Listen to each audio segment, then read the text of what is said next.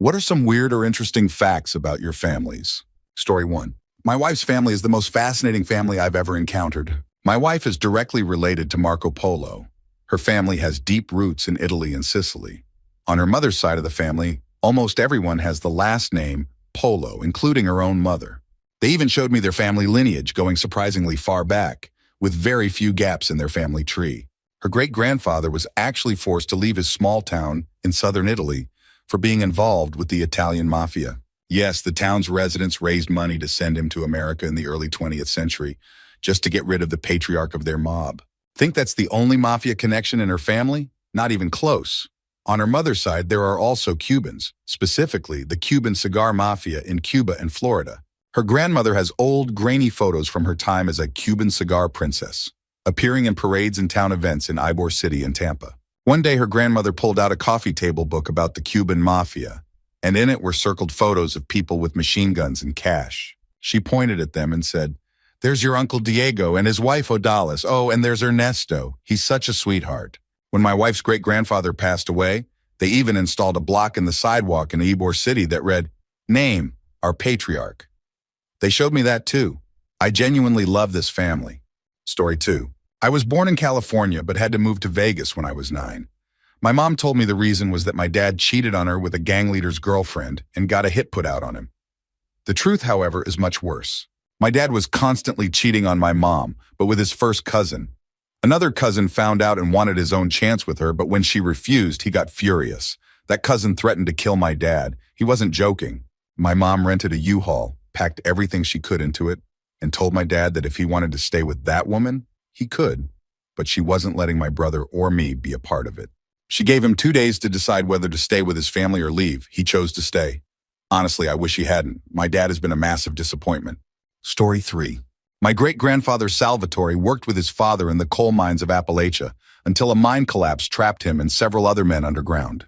Thinking he was going to die, he prayed to God, saying, "If you get me out of here, I'll never go into the mines again." Miraculously, he survived and made it out alive.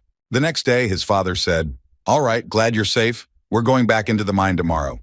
But Salvatore refused, saying, "No way." This led to a fight, and Salvatore ultimately left his family. He made his way to New Jersey, where he found work in a bordello as a translator between the Italian mafia owners and their patrons. Eventually, the mob boss's daughter developed feelings for Salvatore, and the family began pressuring him to marry her. Realizing this could only lead to trouble, Salvatore snuck out of a window in the middle of the night and fled. He ended up in Atlanta during WWI.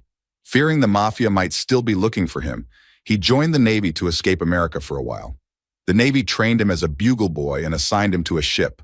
However, a few months later, just as the ship was preparing to sail, the captain discovered Salvatore wasn't of legal age or a U.S. citizen. Not wanting to delay the ship's departure, the captain took Salvatore to a courthouse and explained the situation to a judge. The judge came up with a solution.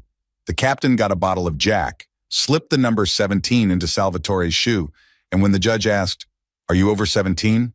Salvatore truthfully answered, "Yes." They made him a citizen, and everything was squared away. Salvatore fought in the war, survived, and went on to live a long and adventurous life.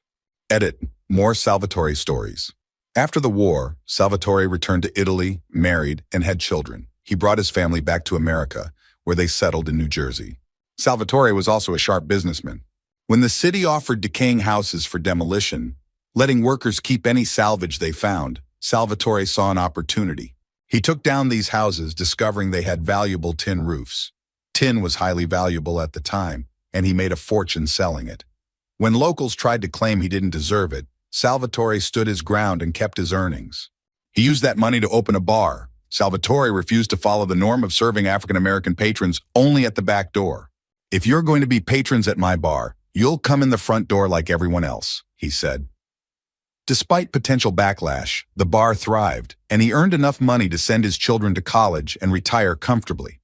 Story 4. My great-grandmother was a resilient and courageous woman. She immigrated to the U.S. at just 15, speaking no English, as the German Depression worsened. She taught herself English and worked tirelessly to save enough money to bring her family to America. Sadly, she lost all her savings in the stock market crash, but managed to start over and achieve her goal. Originally, she worked for Thomas Edison as a maid, which is where she met my great-grandfather. He wasn't working for Edison at the time. They met through mutual German friends during a trip to New York City. After marrying, my great-grandfather later joined Edison's workforce, and that's where the mix-up in the family story came from. My mom told me that my great-grandmother felt Edison didn't like her much. He avoided speaking or making eye contact with her, though he interacted with others.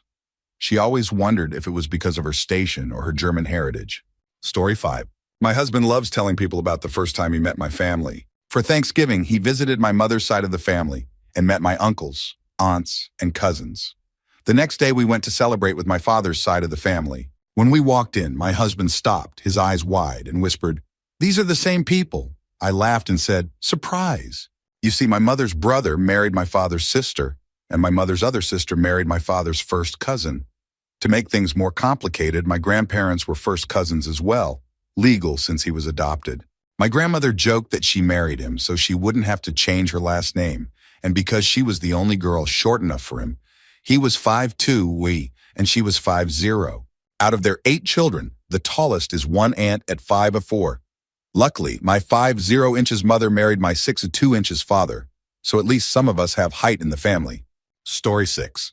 My great-grandfather got into a fight with his sister when he was just 12 years old, said, "Forget this," and left England as a cabin boy on a ship. He never returned. To this day, we have no idea if that side of the family even knows he survived. Part of me wants to visit that English town and tell them, "Remember the kid in your family history who disappeared? Well, he lived, surprise."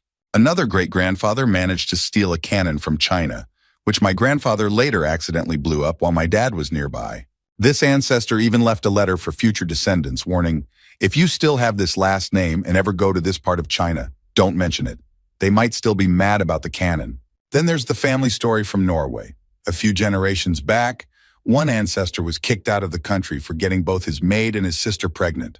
When he arrived in the U.S., he befriended another Scandinavian immigrant and then stole his wife. Some of the family finds this hilarious, while others deny it ever happened, even though there's proof. Story 7. My grandfather accidentally killed a man. While he was enlisted in the military, he and his buddies went out for a few beers one night. At the bar, he started flirting with a woman, which upset another man who confronted him. My grandfather, not wanting any trouble that might get back to his base, tried to brush it off. The man wasn't having it. He followed my grandfather outside and sucker punched him. In self-defense, my grandfather knocked the man out. Tragically, the man fell, hitting the back of his neck on the curb, and died instantly. My grandfather saw the man lying motionless on the curb while his friends tried to shake him awake. Panicking, he and his buddies fled before the police arrived.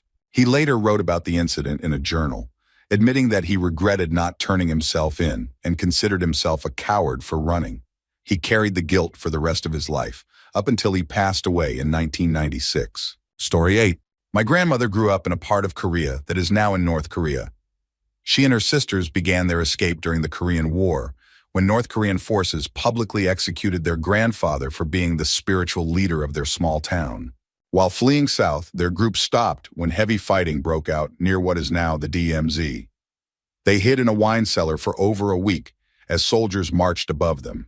When the fighting ceased, Koreans knocked on the cellar door, claiming the war was over and it was safe to come out. As the group exited, they were ambushed. Every person was beheaded as they stepped out of the cellar. My grandmother survived only because she was young and told to wait until it was safe. Miraculously, the soldiers never found her. She climbed out of the cellar, stepping through the bodies of her friends and family, and continued south. Eventually, she reached the southern border and met my grandfather, an American soldier, whom she later married. All my grandparents have similarly harrowing stories about where they came from and how they survived. By all rights, none of them should have lived past 30. The fact that I exist is nothing short of a miracle. Story 9. For at least 3 generations, the women in my family have experienced eerily similar and inexplicable childhood events. It's too strange to dismiss as coincidence, but I doubt we'll ever uncover an explanation. My earliest memory is of playing in a closet with wire hangers, wondering what would happen if I stuck one in my eye. So I did. I vividly remember my eye bleeding and dripping onto the carpet. I saw myself in the mirror before passing out, thinking it was the end. Then I recall a man, no distinct memory of his face or voice, speaking to me, touching my face, and suddenly I woke up. It was as if nothing had happened. My father brushed it off as my imagination, but my mother believed me. It had happened to her, too. When my mom was young, she found a shard of glass while cleaning a bookshelf. Out of curiosity, she cut her eye.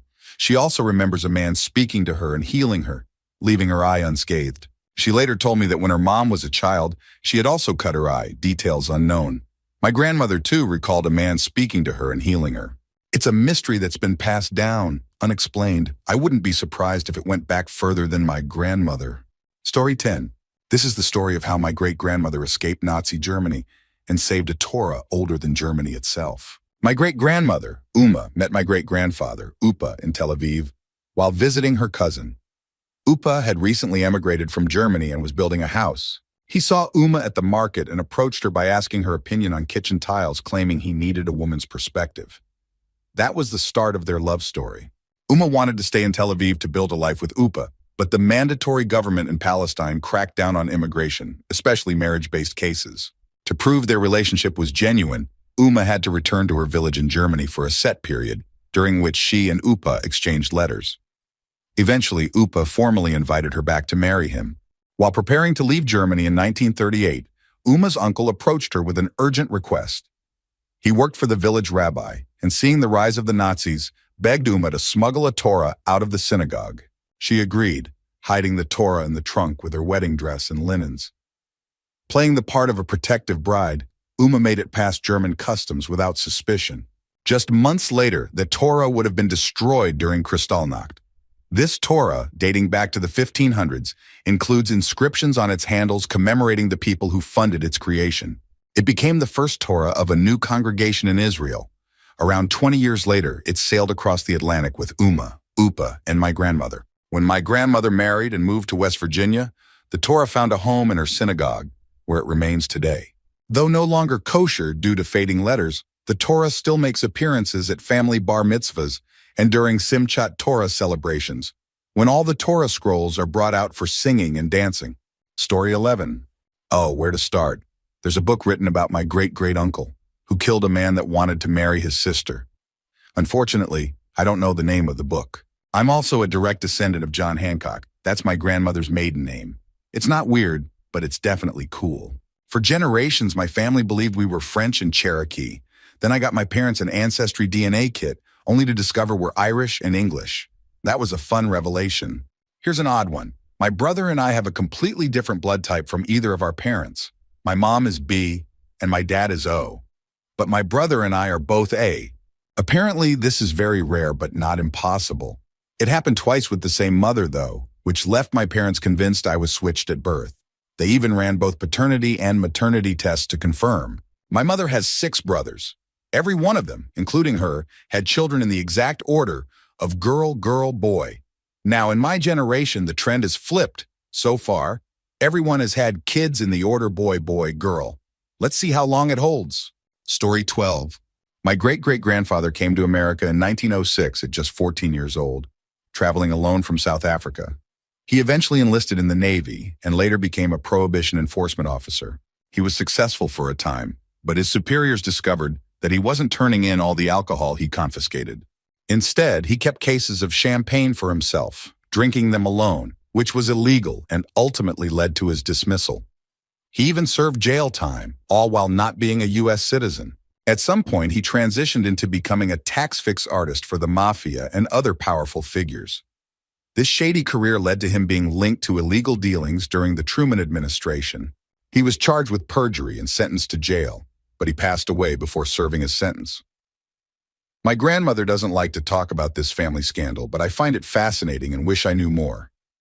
Ironically, his daughter, my great-grandmother, worked for the Navy during W2 and became a well-respected, high-ranking lieutenant in the War Department. Unfortunately, she too struggled with alcoholism, following in her father's footsteps. Story 13. My family history is filled with criminals and wild stories. My biological grandfather on my dad's side was caught smuggling an RV full of marijuana across state lines. Not that I wouldn't try something like that myself. My grandma on my mom's side killed her own mother by smothering her with a pillow, then changed her will and took all the money. No one knows about this except for my mom and me, and there were never any legal consequences. That same grandma and her husband ran a mortuary, not for noble reasons, but to steal Social Security from the deceased. To top it off, my grandma spent much of my mom's childhood brainstorming ways to kill my grandpa. She even asked my mom, a child at the time, to help her come up with ideas. My dad is a raging alcoholic, and my mom is disabled and currently recovering from her 10th major spinal surgery. My grandma on my dad's side is an abusive narcissist. It seems the list of dysfunction never ends. Despite all this, I'm a happy person. I enjoy life and try not to let the bad blood in my family define me. I have moments of depression like anyone else, but overall, I've managed to rise above it. Story 14. In the 1960s, there was something called the Great Canadian Gold Heist. It sounds like an old-fashioned train robbery, but the reality is more like a scene out of Grand Theft Auto. Two of my mother's cousins were involved. Air Canada was responsible for transporting much of Canada's reserve gold by plane. My cousins, the Grenko brothers, and their accomplice, Ken Leishman, better known as the Gentleman Bandit, discovered when and where Air Canada was scheduled to receive a large shipment of gold bars from an armored truck. They got some overalls, grabbed an Air Canada invoice from the ticket counter, and waited. On the day of the heist, they hijacked an armored truck and drove onto the tarmac. After the real armored truck loaded the gold onto the plane, my cousins drove up to the aircraft and handed the crew their fake invoice. Claiming the gold needed to be immediately offloaded for further transport, they convinced the flight crew to unload it into their hijacked truck. Then they simply drove off. It was a flawlessly executed crime, until they got caught. While everyone involved was apprehended, most of the gold was never recovered. I can't help but wonder how things might have turned out if my mother had kept closer ties with her cousins. If you're interested in the full story, look up Kenneth Leishman on Wikipedia. It's all there. Story 15. My extremely reserved Midwestern parents, the type who think turtlenecks are the only appropriate tops, and who forbid cursing under any circumstance, had a completely different side in their 20s and 30s. Back then, they were wild, pulling elaborate pranks on friends and binge drinking regularly.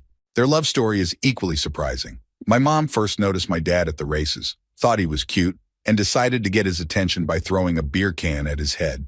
Yes, my turtleneck-wearing mother. Amazingly, it worked, and the rest is history. They laugh every time I bring it up now, but growing up, they worked hard to hide that side of themselves from me, worried I might follow in their footsteps. On my husband's side, there's a quirky family tradition of birthdays falling on the 4th. Both he and his mom share the same birthday, and his dad, brother, and sister were all born on the 4th as well. My son, however, was born on the 3rd. He's already a rebel. Story 16. My great-grandmother, still alive and kicking, has lived an incredible life. She was born in Poland and, at just 15, was sent to a labor camp in Ulm, Germany. What she didn't know at the time was that she was 2 months pregnant. She stayed in the camp throughout her pregnancy, with the other women helping her conceal her growing belly. My grandfather was born in that camp, and 2 months later, the camp was liberated. Fast forward to the 1970s, my grandfather and his family, his wife and 2 daughters, my mom and aunt, were living in communist Poland. The Soviet government was tightly controlling movement, but somehow they obtained fake Greek passports and escaped to Greece.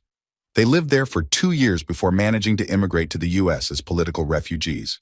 My mom often shares stories from her teenage years in communist Rockwall. She and her friends used to play in WW2-era underground bunkers. They even snuck into a nearby army barracks for fun, though one time they almost got caught. While hanging from the wall trying to escape, a soldier saw them and smacked their fingertips with a baton, forcing them to drop to the ground. My favorite story, though, happened when my mom was 12. Communist rallies were common, but so were massive anti-communist protests. Young Ania and her friends decided to attend one of the protests. When the police raided it, my mom was hit in the leg with a tear gas canister. She still has a gnarly scar on her right calf to this day. Story 17. My great-grandfather carried the heavy burden of being part of the Nazi regime, though not by choice. In that time, you either joined the Nazis or worked in their camps. However, he didn't just go along with it. He climbed the ranks while secretly helping Het Verzet, the Dutch resistance group that fought against the Nazis. He leaked crucial information to his wife, who was part of the resistance. That information was used to publish truths about the concentration camps in underground newspapers. After the war, he was deemed innocent because of his efforts to help the resistance and his lack of true allegiance to the Nazis. Unfortunately, he died young, likely carrying guilt for his role during the war. This is an extremely sensitive topic within my family. While the good things he did are acknowledged, any bad deeds remain untold, and it's a secret that outsiders cannot know. A side note, my mother carries blue blood. Around the 1700s, our family was granted nobility, though it's the lowest rank. Still, about 3,000 people share our noble name today. Story 18. My mom's side of the family has some incredible stories, especially from my grandma. My grandfather worked for the British Embassy, so my mom and grandma moved between countries every few years. This led to some crazy situations, like my grandma having to drive through a forest fire with my mom and uncle in the car. Over the years, they lived in Kenya, Brussels, Amsterdam, and London. Going further back, my great-grandma traveled to Nazi Germany as a tourist before WW2 after receiving tickets to the Olympics. The British Foreign Office asked her to observe and photograph shipyards and official-looking buildings, then deliver her findings once she returned to the UK. She essentially acted as a spy, staying in Germany until just before war broke out. She caught the last train out of the country as war was being declared. Even further back, my ancestors were Quakers in the UK and were involved in the abolition of slavery. While I'm not sure how directly they participated, it's a legacy I'm proud of. Story 19. I have several family stories, so here are a few highlights. My great-great-great-grandfather served in Battery B, 4th U.S. Artillery, and fought at the infamous cornfield at Antietam. He's remembered as the man who held up his commanding officer during the chaos. His grandson, my great-grandfather, fought for Canada in WWI. During the war, the two exchanged letters, which my family still has today. Later, during WW2, my great-grandfather hosted a radio show about coins. However, he lost the show after publicly protesting the Japanese internment camps. Afterward, he unknowingly joined the Manhattan Project. He later described his experiences during WW2 as the best and worst moments of his life. On the other side of my family, my great-uncle helped his Japanese friend Sammy during the internment period. He purchased all of Sammy's family property for $1 before they were sent to the camps. When they returned, he sold it back to them for the same price. This act of kindness allowed Sammy's family to recover financially and send him to Disney Studios for training. Sammy eventually returned to Japan, and I've lost track of him. I have only a photo and his first name. I often wonder what became of him and his family. My great-uncle had no children, so we inherited everything of his, including this remarkable story. Story 20. My family's history is a mix of strange and diverse stories. On my biological father's side, his mother's family was deeply involved in moonshining in the Appalachian Mountains. They lived off the land, crafting and running moonshine through the hills. On my mother's side, her father came from an upper-class Jewish family in upstate New York. He left behind incredible photo albums documenting life from the 1890s to the 1920s. However, he gave up his privileged life to marry my great-grandmother, a Jewish immigrant from Eastern Europe, who didn't fit the image his family wanted to project. My mother's maternal side hailed from the Italian Alps. They were tricked into buying a farm in Minot, North Dakota, being told it was just like Italy. Spoiler, it wasn't. They endured harsh conditions and had 14 children, the youngest being my great-grandmother. They later moved to Washington State and opened a pawn shop. Tragically, my great-great-grandfather was shot to death in his store. Additionally, my family has a proud tradition of military service, with multiple members from every generation serving in the armed forces over the last 4 generations. Story 21. My parents' love story is one of the wildest I've ever heard. It was 1983. My dad, 30, had just taken over his father's jewelry store. On March 20th, an 18-year-old woman, my future mom, came into the store to look at engagement rings. She had a 1-year-old son, and her plan was to surprise his father, who was away on Air Force deployment, by buying a ring and forcing him to marry her. She kept coming back to the store, day after day, staying a little longer each time. After 4 days, my dad called her to ask for advice about a girl. He told her he couldn't decide whether to ask this girl to lunch or dinner. My mom said, "If you just want to be friends, go to lunch. If you want something more, take her to dinner." To which he replied, "Great, so where are we going to dinner?" 6 days after their dinner date, on April 1st, 1983, yes, April Fool's Day, they got married. Just 12 days after meeting. My mom never married her original fiancé, and instead she and my dad had 9 kids together. They're still married today.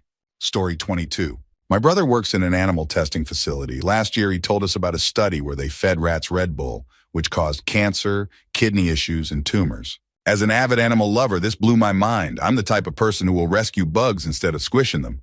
But to each their own, I guess. On the other hand, my mom has had her fair share of brushes with crime and chaos. One of her stepfathers had ties to the mob in New Jersey and was a small-time drug supplier. Oddly enough, he was also the best father figure she had out of all her stepdads. My grandfather was well known in our hometown, both for his talent as a singer and guitarist and for his other reputation. If I mention his name to anyone over 40, their eyes light up. He was, shall we say, very popular with the ladies. So much so that my dad and his half-sister were born just a month apart, and their mothers lived down the street from each other. Story 23. My grandfather killed my grandmother's late husband and then married her. Here's how it went. My grandmother, married to her second husband, was having an affair with my grandfather. She became pregnant and had my dad. Around that time, she started claiming she was black, despite neither she nor her husband being black. My dad, however, was, so she changed her narrative. Eventually, my grandfather and my grandmother's husband got into a fight.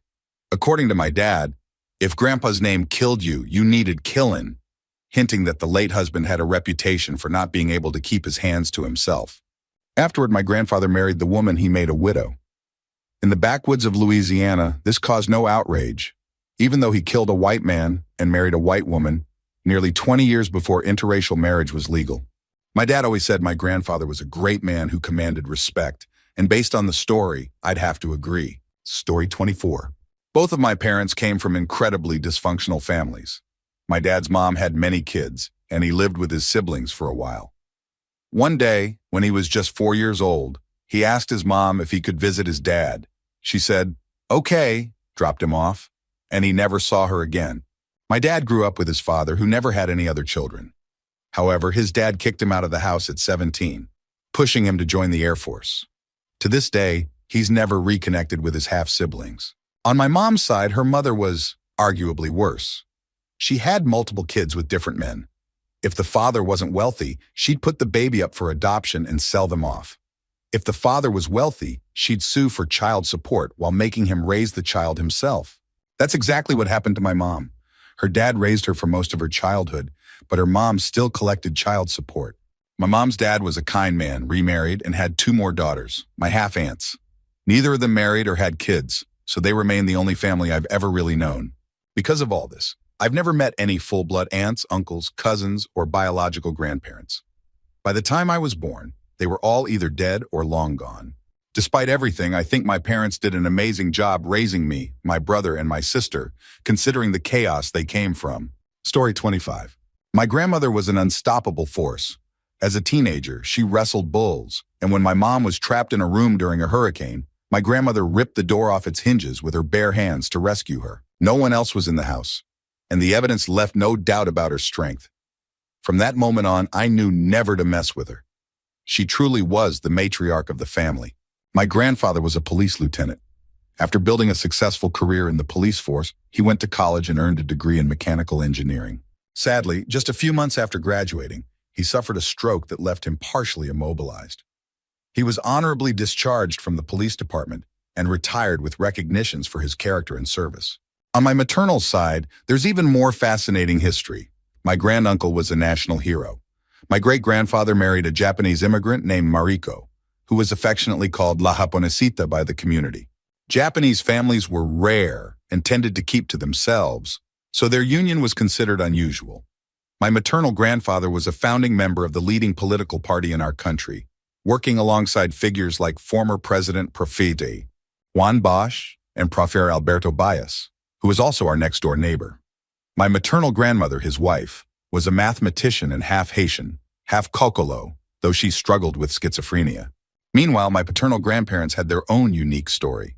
My grandfather met my grandmother when he was stationed in her town as a soldier. She later joked that she didn't know why she chose him, given his poor taste in women. He cheated on her frequently with prostitutes.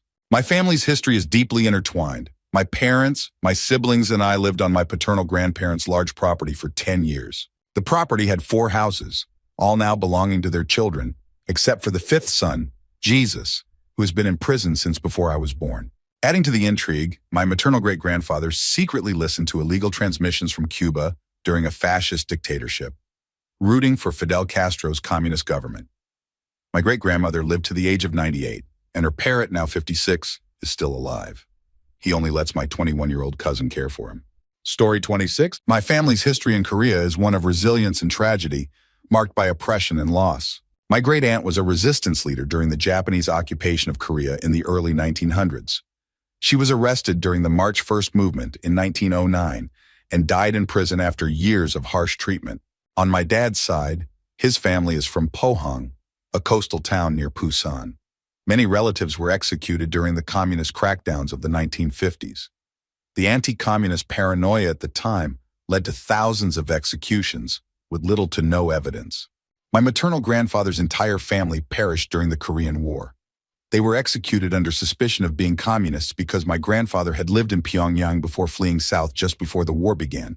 Another family member, my great-uncle, died during the Gwangju Uprising, an attempt by civilians to bring democracy to South Korea in 1980. The government sent in the army and special forces to violently suppress the rebellion.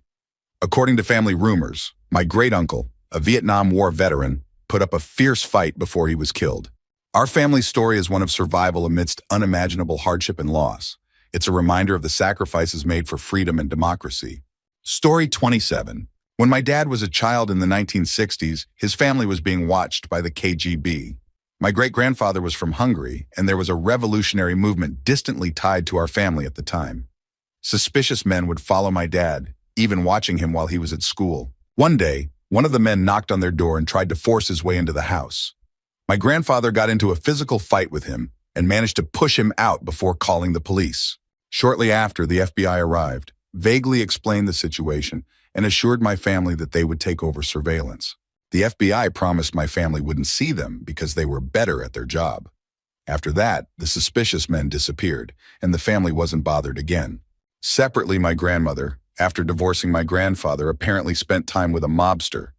At one point, she slapped him in the face.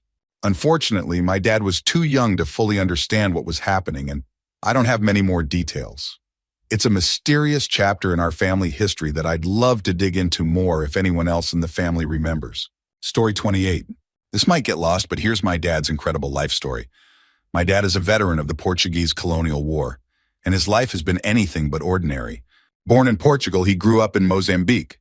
After failing school, he worked with cattle. He was later forced to enlist in the Portuguese army, where he became a commando. He received the War Cross, a rare and prestigious medal for distinguished service in battle. During his service, he saw horrific things. A childhood friend killed in training by a grenade, and his captain's severed head after a land mine exploded his jeep. After finishing his military service, he left Mozambique as the native population reclaimed their land during the end of colonial rule. He became a retornado, Portuguese who returned from colonies, moving back to Portugal before heading to Brazil during Salazar's dictatorship. In Brazil, he worked as a taxi driver and later at an airport. He was offered a promotion but decided to return to Portugal after the regime ended. Back in Portugal, he went on a road trip across Europe with a war buddy, started his own business, and eventually married twice and divorced twice. He had 4 children, including my brother, who won the world championship in sailing, another brother, who went to the Olympics multiple times, my sister, who inherited my dad's hardworking nature and earned a promotion at Google in her first year. Story 29. My 3 ex-great-grandfather immigrated from Sicily to Providence, Rhode Island, and he was a notorious jerk to everyone around him, especially my 3 ex-great-grandmother. His cruelty earned him the nickname L'Animal, the animal. At some point, L'Animale decided he was done with his wife and their 2 sons. He sent for a beautiful woman from Sicily whom he had been infatuated with before his immigration. When she arrived, he illegally married her, had a son with her, and forced my 3 ex-great-grandmother to act as her maid under the threat that he would harm her children if she left. But my 3 ex-great-grandmother got her revenge. In 1936, during a stormy day, she noticed the tide had pulled far back into the sea and that the mercury in the barometer was dangerously low. Signs of an impending hurricane. She sent the children to safety and convinced the new wife that they needed to go into the root cellar and be tied to a support beam to avoid being swept away. The new wife believed her, allowed herself to be tied up, and then asked, "But who will tie you?" My 3 ex-great-grandmother laughed and said, "I will. But I will not die locked in here with you," as she locked the door and left her to face the hurricane alone. One of her sons stayed behind, and she made him climb to the roof with her. They tied themselves to the chimney, along with every dollar L'Animale had saved. Together, they faced the devastating hurricane of 1936, one of the worst in U.S. history. When the storm cleared, L'Animal returned to find both of his wives dead, his house destroyed, and his savings gone, some of it floating mockingly in the water. In a rage, he bit off his pinky finger and spat it into the sea. This is the dramatic Italian stock I come from. Beat that, Scorsese. Story 30. My great-great-grandfather was an Italian soldier who fought in WWI and was shot through the lung, barely surviving. After the war, he immigrated to America and almost immediately became involved with the mafia. Eventually, he was arrested for mob activities and died in Sing Sing prison. His daughter, my great-grandmother, married an Irishman who was also tangled up with the mafia. He ran an auto shop that doubled as a chop shop, where stolen cars were destroyed to eliminate evidence. My Irish great-grandfather wasn't just a mechanic, he was a character. At one point, he broke into a radio station and stole broadcasting equipment to communicate with Cubans, as he lived in Florida at the time. He also had a personal plane he used to fly down to Havana in the summers to drink. One summer, he was flying to Cuba with his lawyer when he passed out mid-flight from drinking. His lawyer, who had no experience flying, took control of the plane and desperately tried to keep it from crashing. Eventually, my great-grandfather woke up and safely landed the plane as if it were just another Tuesday. Story 31. My father's side of the family has a lot of issues. They look down on my mother's side because they're Cajun and because her nephew is gay. But the hypocrisy is real. My dad's side of the family includes drug addicts, prostitutes, and even murderers. My dad refuses to acknowledge my older sister as his, even though she resembles him more than me or my brother. He's constantly paranoid that my mother will cheat on him, even though she's the most submissive and loyal woman you'll ever meet. Meanwhile, he cheated on her for over 25 years. The dysfunction just keeps going. On the brighter side, my papa, my father's father-in-law, was an incredible man. He was the last one to leave his ship after it was struck by enemy fire during one of the wars. There's even a documentary that shows him as the last man on board as the ship went down. Papa raised me more than my own father did, and he was one of the gentlest, most honorable people I've ever known. Story 32. I'm half German and my grandparents moved to America after WW2. Their stories are incredible. My German grandfather lived in Yugoslavia when the war began. He was just 6 years old when Tito came into power and began rounding up Germans, sending them to concentration camps. My grandfather spent 1.5 years in one of those camps. Food was scarce, so he set up bird traps and begged for food to survive. He knew other children who didn't beg and starved to death. His mother was his saving grace. At night, she would sneak into the camp with the cattle, hiding food for him to help him regain strength. Eventually, they decided to escape. They hid in marshes and cornfields, moving west toward Germany. At one checkpoint, they were forced to run through a sunflower patch at dusk, dodging shouting guards. Somehow, they made it to safety. My grandmother was also deeply affected by the war. She was just 3 or 4 when her family was being transported to Russia on a train filled with other families. American forces mistook the train for a German supply line and bombed it. Thankfully, her side of the train wasn't hit, but she vividly remembers seeing people injured, some with limbs blown off and burns. She even has a scar on her wrist from being burned by a heater in the train car. Afterward, her family lived in Russia for 12 years. Meanwhile, my great-grandfather, my grandfather's dad, served as an SS officer in the German army. He was injured by grenade shrapnel in his hip and thigh during a battle. His commanding officer told him his best chance was to head to Germany for medical help. On his way, he witnessed an air raid of 800 American bombers unloading on Berlin while he hid in a cornfield. My great-grandfather had 7 brothers, 4 of whom died in combat during the war. I'm amazed by what my grandparents endured during such a tumultuous time. Both of them are still alive and well today, a testament to their resilience. I never got to know my great-grandfather as he passed away when I was just 6 months old. I'm not sure what kind of man he truly was, given his involvement in the German army, but these stories from my family history leave me in awe. Story 33. Growing up with an older brother who has Prader-Willi syndrome meant that our household had to be managed very carefully. We had locks on the fridges, a closet converted into a locked pantry, and strict rules about never giving my brother food without permission. Josh, now 27, struggles with never feeling full, which is one of the hallmarks of his condition. Without these precautions, he could eat himself to death. Josh is tall for someone with Prader-Willi, but his height in the womb caused his foot to develop abnormally, which makes walking and exercise difficult. He wears special shoes to stay comfortable. Sitting Indian style was also impossible for him, and because I mimicked his posture as a child, I never stretched those muscles either. I still sit in a W shape just like he used to. Despite the challenges, Josh is such a bright spot in our lives. This year, he celebrated his birthday in Chicago and said it was the best one ever, as he always does. Watching my much younger sister, who holds the keys to the food storage, grow more patient with him has been heartwarming, though it wasn't always easy for her. He has a way of tricking people into bending the rules, but we love him for his persistence and his infectious joy. Story 34.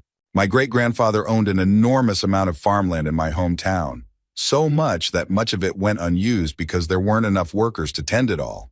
When he passed, the land was divided among his widow and 2 sons. My grandmother, being a woman, received nothing. One of the sons heard that the government was looking to build a federal prison and needed a large plot of flat land. He convinced his mother and brother to sell him their unused farmland for a low price, claiming he would find a way to make it profitable and save them from paying taxes on it. Instead, he turned around and sold the land to the government at a massive profit.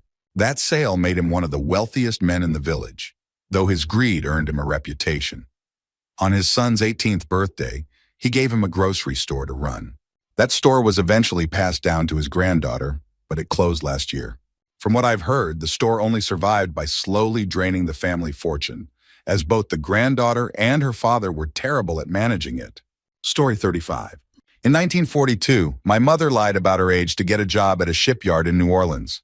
She was only 16, but had already graduated high school, secretarial school, and the Western Union School in St. Louis as the top of her class.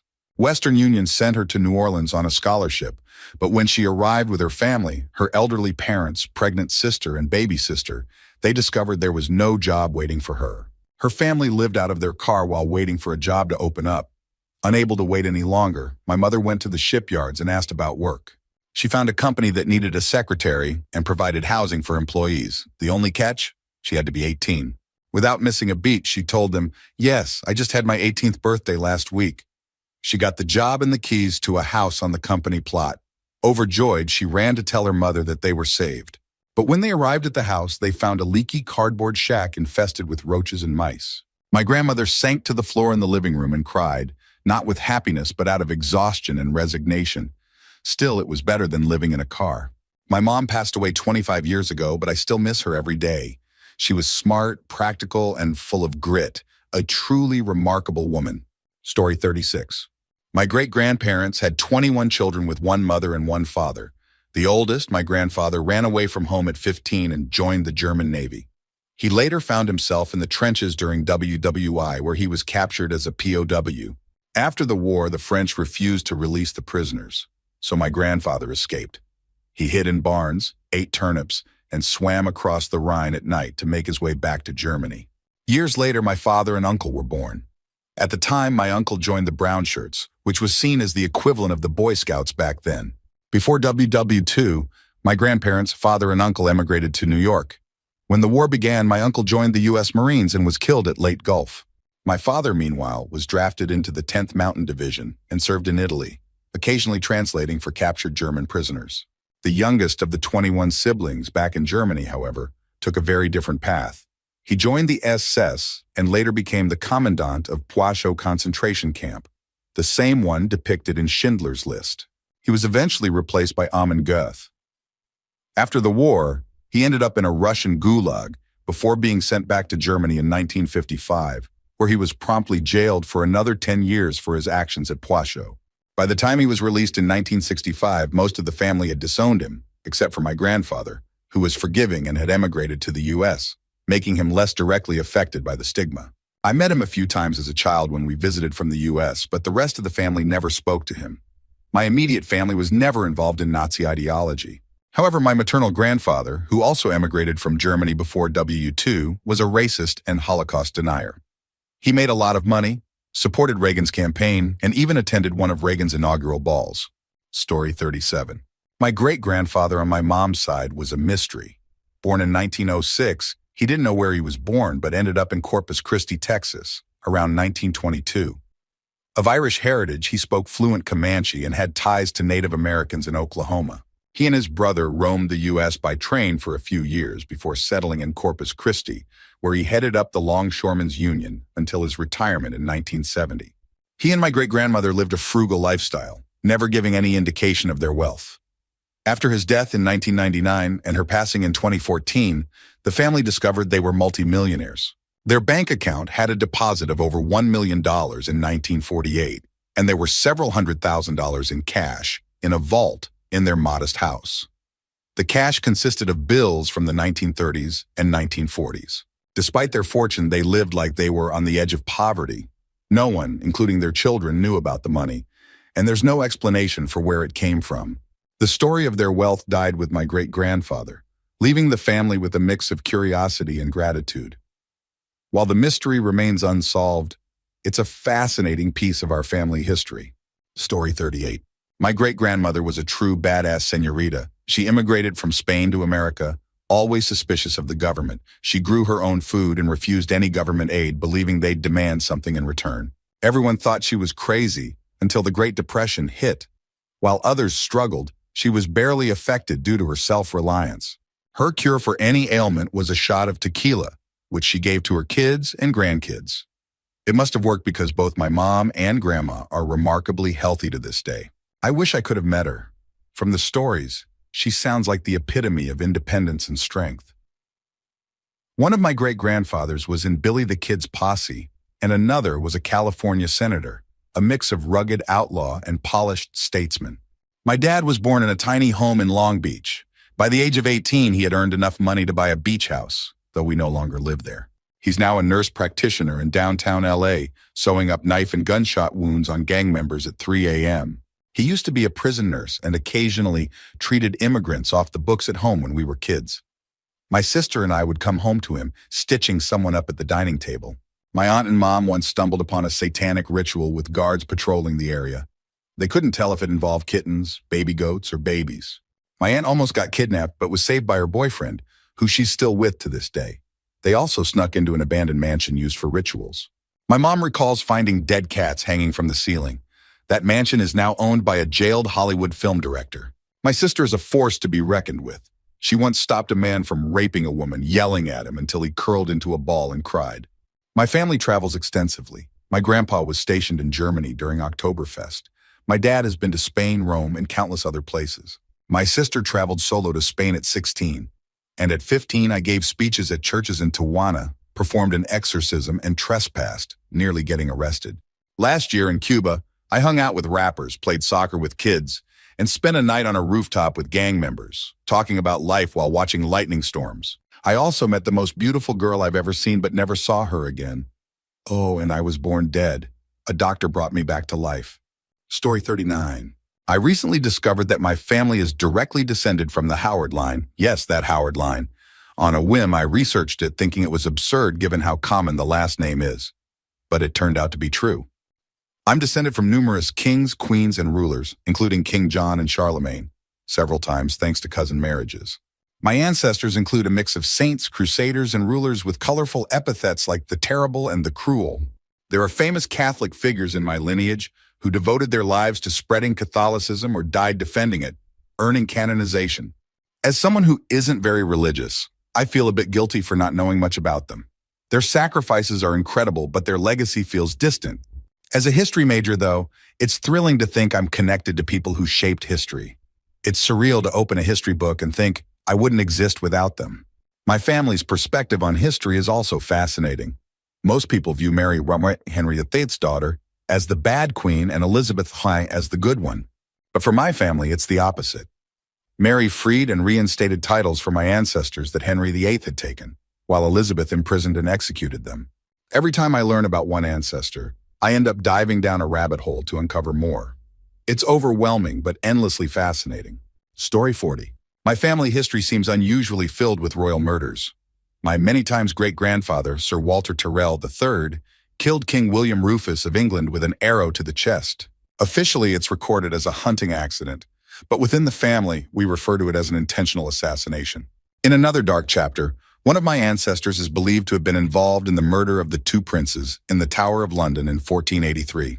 Unfortunately, I can't remember exactly which ancestor was implicated in this infamous crime, but the acknowledgement of guilt has lingered in family lore.